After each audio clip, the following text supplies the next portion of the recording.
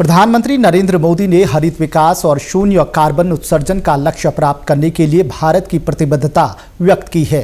प्रधानमंत्री ने आज वैश्विक नवीकरणीय ऊर्जा निवेशक सम्मेलन और प्रदर्शनी का उद्घाटन किया। उन्होंने गुजरात के गांधीनगर में पीएम सूर्यघर मुफ्त बिजली योजना का भी लोकार्पण किया। उन्होंने गांधीनगर में पीएम सूर्यघर मुफ्त बिजली योजना के लाभार्थियों से बातचीत भी की।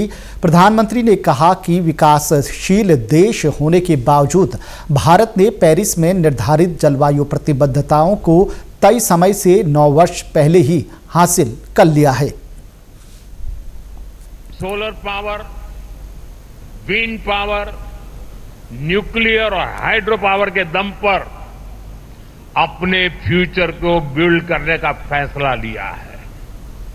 फ्रेंड्स, भारत G20 में पहला ऐसा देश है जिसने पेरिस में तय क्लाइमेट कमिटमेंट्स को डेडलाइन से 9 साल पहले अचीव कर लिया, 9 साल पहले पूरा कर दिया। और उन्होंने कहा कि पीएम सूर्यघर मुफ्त बिजली योजना के साथ अकेले हैं जिसने करके दिखाया है।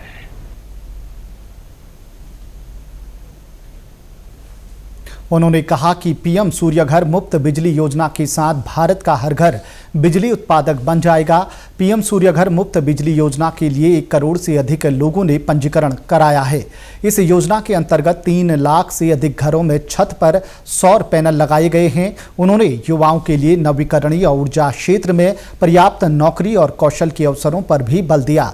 प्रधानमंत्री मोदी ने कहा कि जलवायु समर्थक सिद्धांत भारत की प्रतिबद्धता का प्रमुख हिस्सा है। हमारे लिए ग्रीन फ्यूचर, नेट जीरो ये कोई फैंसी वर्ड्स नहीं है, ये भारत की जरूरत है, ये भारत का कमिटमेंट है, भारत की हर राज्य सरकार का कमिटमेंट है।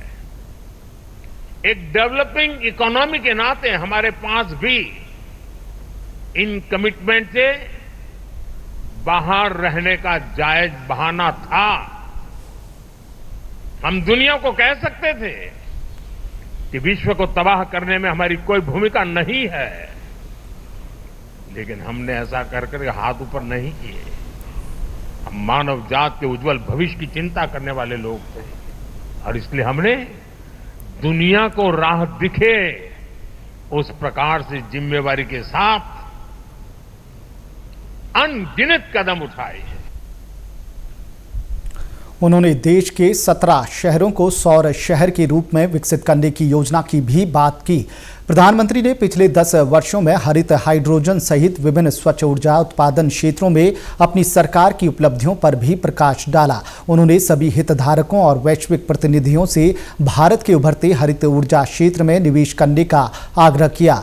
केंद्रीय नवीन और नवीकरणीय ऊर्जा मंत्री प्रहलाद जोशी ने स्वच्छ ऊर्जा क्षेत्र में भारत की महत्वपूर्ण प्रगति पर प्रकाश डाला।